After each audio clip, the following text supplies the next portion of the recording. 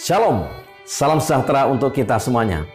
Saudara-saudaraku yang dikasihi Tuhan, dimanapun Anda berada, sementara Anda menyaksikan akan video ini, kita akan melanjutkan seri pelajaran sekolah sahabat kita. Kita telah tiba di pelajaran yang ke-10 dengan judul Perjanjian Baru. Namun demikian, sebelum kita mempelajari lebih lanjut, mari kita tunduk kepala dan berdoa. Bapa kami yang di sorga, berkatilah kami dengan hikmat akal budi dari sorga. Curahkanlah kuasa Roh Kudus-Mu, agar kami mengerti, agar kami memahami, dan kami boleh bertumbuh menjadi umat-umat Tuhan yang setia, yang akan menjadi bagian dalam kerajaan sorga. Terima kasih ya Tuhan, dalam nama Yesus kami berdoa. Amin. Saudara-saudaraku yang kasih Tuhan, Perjanjian Baru, pelajaran yang ke-10 dengan ayat hafalan kita pada saat ini adalah Yeremia 31 ayat 31. Sesungguhnya akan datang waktunya, demikianlah firman Tuhan. Aku akan mengadakan perjanjian baru dengan kaum Israel dan kaum Yehuda. Dasar perjanjian tidak berubah seiring waktu. Namun, setiap kali perjanjian ditawarkan, umat manusia dengan sifatnya yang jatuh dan berdosa telah melanggar kontrak. Tetapi Allah tidak menyerah pada kita. Dia masih menawarkan kepada kita keselamatan jika kita memilih untuk menerimanya. Apakah persamaan yang ada antara perjanjian lama dan perjanjian baru? Untuk siapakah perjanjian itu dibuat? Mari kita pelajari lebih dalam.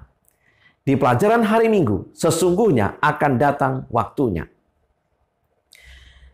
Tidak ada yang salah dengan perjanjian lama, meskipun Israel kuno telah gagal berulang kali untuk mematuhi persyaratannya. Dasar asli perjanjian itu tidak berubah seiring berjalannya waktu. Tuhan masih menawarkan kepada kita keselamatan jika kita memilih untuk menerimanya. Yeremia 31 ayat 31 sebagaimana ayat inti atau ayat hafalan yang sudah kita baca. Sesungguhnya akan datang waktunya, demikianlah firman Tuhan. Aku akan mengadakan perjanjian baru dengan kaum Israel dan kaum Yehuda. Yeremia 31 ayat 31 sampai dengan 34 memberikan petunjuk tentang perjanjian baru yang diadakan dengan umatnya. Yaitu pertama, perjanjian itu dimulai oleh Tuhan sendiri. Yang kedua, hukum Taurat atau 10 hukum yang telah dilanggar oleh Israel diperbaharui kembali kepada umatnya. Yang ketiga, aspek hubungan yang Tuhan inginkan dengan umatnya adalah Tuhan menjadi Allah mereka dan mereka menjadi umatnya. Dan yang keempat, tindakan Allah yang membentuk dasar hubungan perjanjian dengan umatnya adalah membawa mereka keluar dari Mesir, menuliskan hukum Taurat di batin umatnya, dan mengampuni kesalahan mereka, serta tidak lagi mengingat akan dosa-dosa mereka. Sifat hukum Allah kekal dan tidak berubah. Perjanjian baru tidak meniadakan atau membatalkan 10 hukum Allah. Bahkan hukum itu dituliskan di batin mereka. Hukum ilahi akan menjadi terukir di katedral hati kita. Matius 5 ayat 17 sampai dengan 18, Yesus menyatakan, "Janganlah kamu menyangka bahwa aku datang untuk meniadakan hukum Taurat atau kitab para nabi. Aku datang bukan untuk meniadakannya, melainkan untuk menggenapinya. Karena aku berkata kepadamu, sesungguhnya selama belum lenyap langit dan bumi ini, satu iota atau satu titik pun tidak akan ditiadakan dari hukum Taurat sebelum semuanya terjadi." Di pelajaran hari Senin, pekerjaan hati, melalui Nabi Yeremia, Tuhan mengumumkan tentang perjanjian baru. Yeremia 31 ayat 31 sampai dengan 34. Namun demikian, Nabi Hosea telah menyampaikan ide yang sama dalam Hosea 2 ayat 18 sampai dengan 20. Di sini, Hosea memberi ide tersebut dengan gambaran Israel sebagai istri dan anak-anaknya yang dikasihi Tuhan. Ada kasih, ada pengampunan, ada berkat-berkat dan kehidupan baru yang Tuhan berikan. Ikatan dalam hubungan keluarga di sini merupakan ide tentang perjanjian baru. Meskipun jelas dicatat dalam sejarah bahwa rencana Tuhan untuk umatnya ternodai dengan pemberontakan dan ketidakpercayaan, Tuhan selalu mengutus nabi-nabinya untuk mengumumkan bahwa perjanjian dengan umat setianya tidak berakhir. Saudara-saudaraku yang kasih Tuhan, tidak peduli betapa tidak setianya mereka, kemurtatan, pemberontakan, dan pelanggaran di antara mereka, Tuhan masih mengumumkan kerelaannya untuk masuk dalam satu hubungan perjanjian dengan semua yang rela bertobat, yang rela menurut dan menuntut akan janji-janjinya. Apa yang Tuhan mau lakukan bagi umatnya yang setia? Tuhan akan memberi mereka suatu hati untuk mengenal aku, yaitu bahwa akulah Tuhan. Yeremia 24 ayat 7. Tuhan akan menjauhkan dari tubuh mereka hati yang keras dan memberikan mereka hati yang taat. Yeskiel 11 ayat 19. Tuhan akan kuberikan hati yang baru dan roh yang baru di dalam batin mereka. Yeskiel 36 ayat 26. Mengapa Tuhan mengatakan akan memberikan hati yang baru dan roh yang baru di dalam batin mereka? Pertama, ada persoalan yang sangat mendasar di dalam pengakuan dan praktek kehidupan umatnya. Agama di hati dan agama di bibir terdapat perbedaan yang sangat jelas. Melalui perlindungan perjanjian baru, Kristus sangat rindu untuk menghilangkan hati berbatu Israel yang beragama hanya di bibir. Yang kedua, berkarya kehidupan formalisme yang tak berperasaan di kalangan pemimpin umat. Karena itu, Yesus menegur mereka dengan mengatakan, "Hai orang-orang munafik, benarlah nubuat Yesaya tentang kamu. Bangsa ini memuliakan aku dengan bibirnya, padahal hatinya jauh daripadaku. Percuma mereka beribadah kepada aku, sedangkan ajaran yang mereka ajarkan ialah perintah manusia." Matius 15 ayat 7 sampai dengan 9. Yeskiel 36 ayat 27. "Rohku akan kuberikan diam di dalam batinmu, dan aku akan membuat kamu hidup menurut segala ketetapanku dan tetap berpegang pada peraturan-peraturanku dan melakukannya." Saudara-saudaraku yang kasih Tuhan, di pelajaran hari Selasa perjanjian lama dan baru, Yesaya 56 ayat 6 sampai dengan 7. "Dan orang-orang asing yang menggabungkan diri kepada Tuhan untuk melayani Dia, untuk mengasihi nama Tuhan, dan untuk menjadi hamba-hambanya, semuanya yang memelihara hari Sabat dan tidak menajiskannya, dan yang berpegang pada perjanjianku, mereka akan kubawa ke gunungku yang kudus, dan akan kuberi kesukaan di rumah doaku. Aku akan berkenan kepada korban-korban bakaran dan korban-korban sembelihan mereka yang dipersembahkan di atas mezbahku, sebab rumahku akan disebut rumah doa bagi segala bangsa." Meskipun Yeremia 31 ayat 33 menyatakan perjanjian baru itu diadakan dengan kaum Israel secara lahiriah dan bahwa mereka telah dikaruniakan janji-janji perjanjian, namun itu tidak menutup pintu bagi orang lain di luar Israel. Semua orang, baik orang Yahudi ataupun non-Yahudi, diundang untuk mengambil bagian dalam janji-janji itu. Tetapi mereka harus setuju, menerima persyaratannya, dan masuk dalam perjanjian itu. Bagaimana orang Yahudi dan non-Yahudi menjadi bagian dari perjanjian baru? Orang-orang Yahudi merespon pemilihan kasih karunia Allah dengan menerima Yesus dan Injilnya. Untuk satu waktu, mereka adalah pusat gereja atau umat sisa yang dipilih oleh kasih karunia.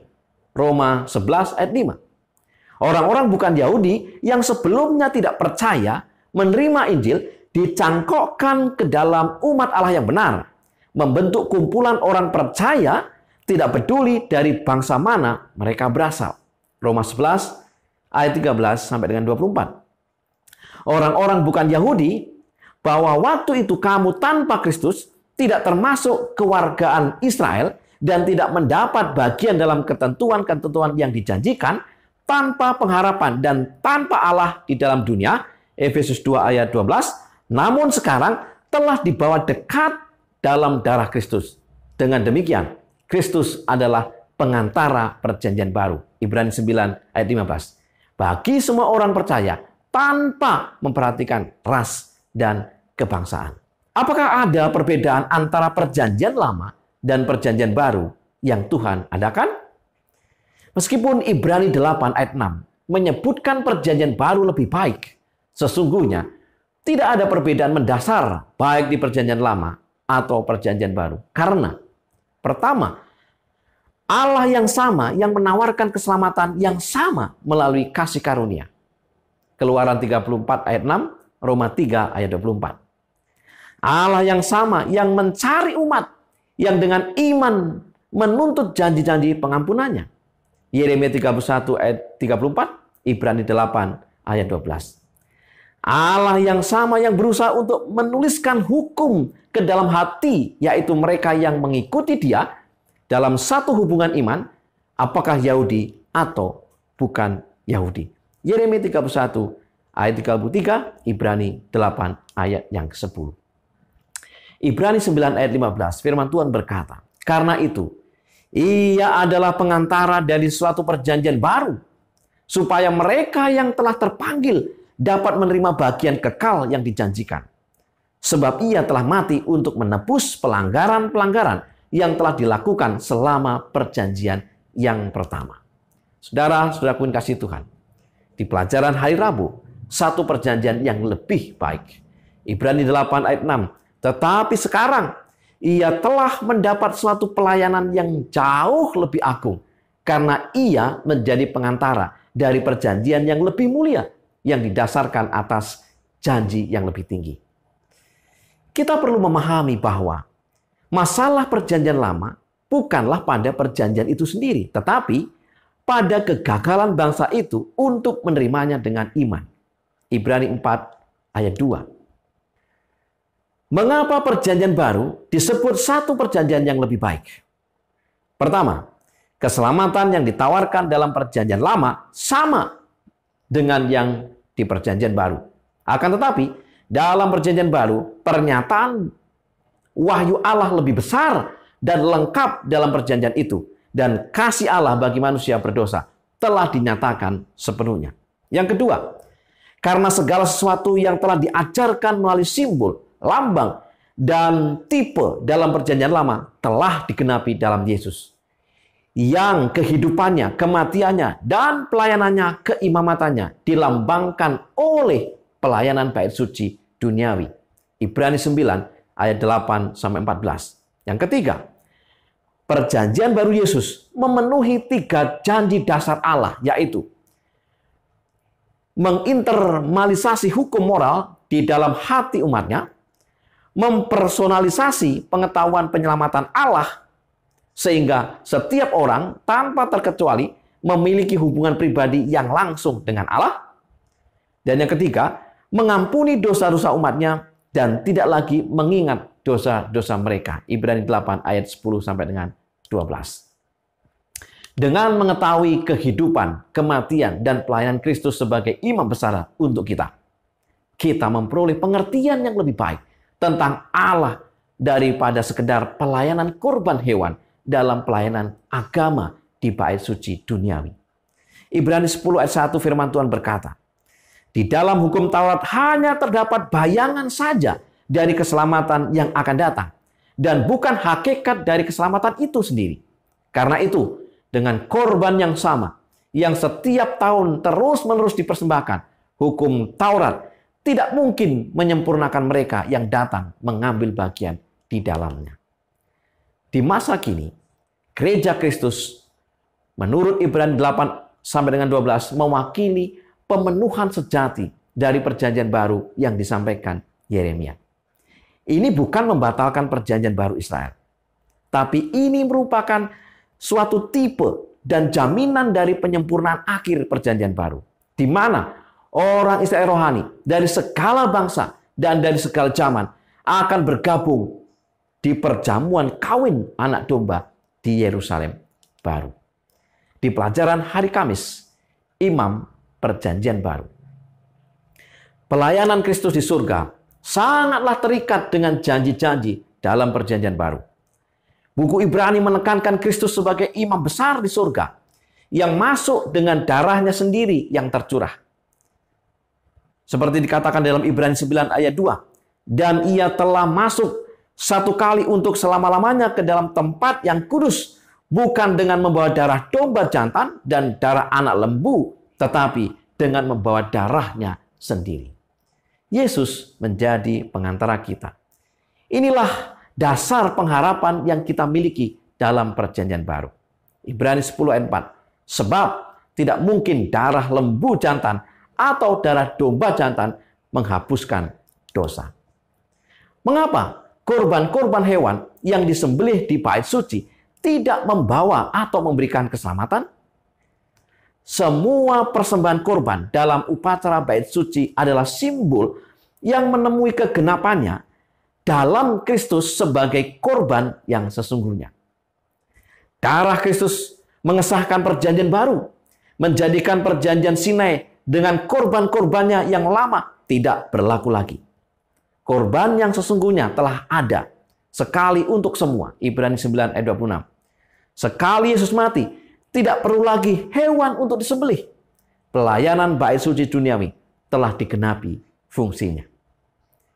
Pengantaran iman yang membawa darah hewan ke dalam bait suci menemui kegenapannya dalam Kristus sebagai imam besar yang membawa darahnya sendiri ke bait suci surgawi.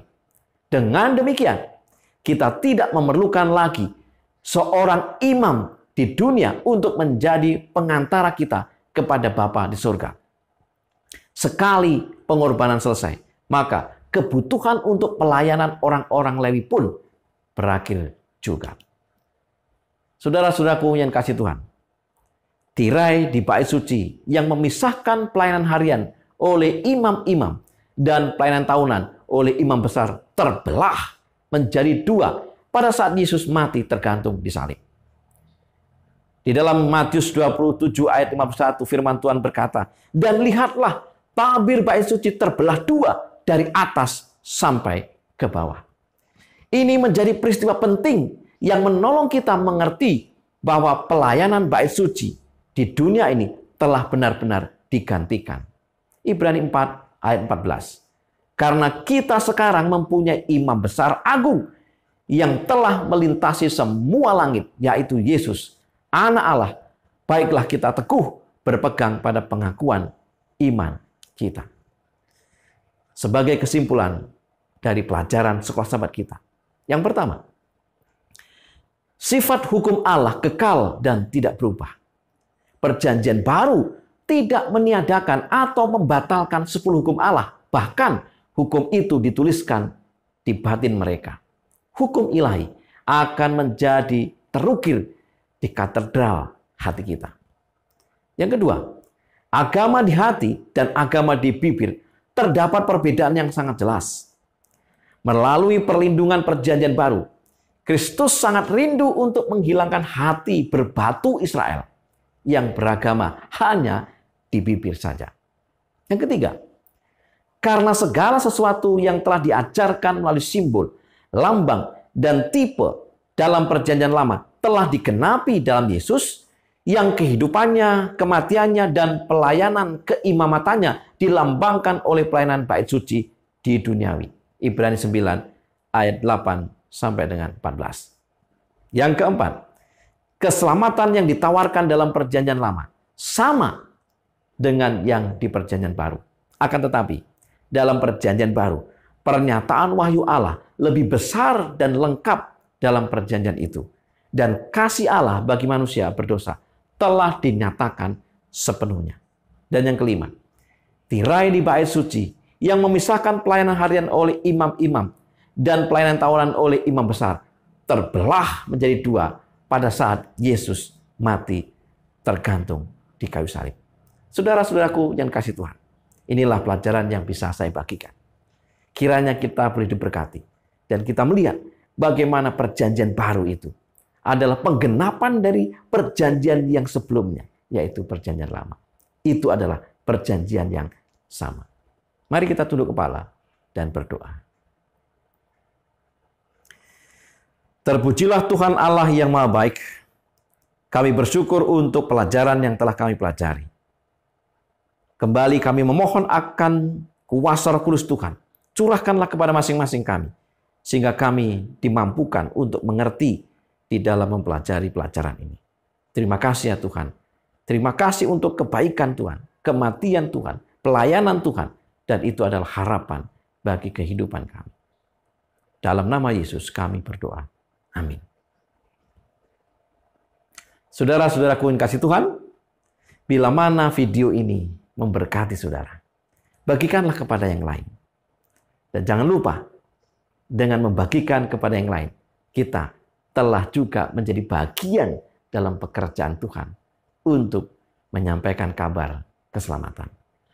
Selamat belajar, selamat sahabat, Tuhan memberkati.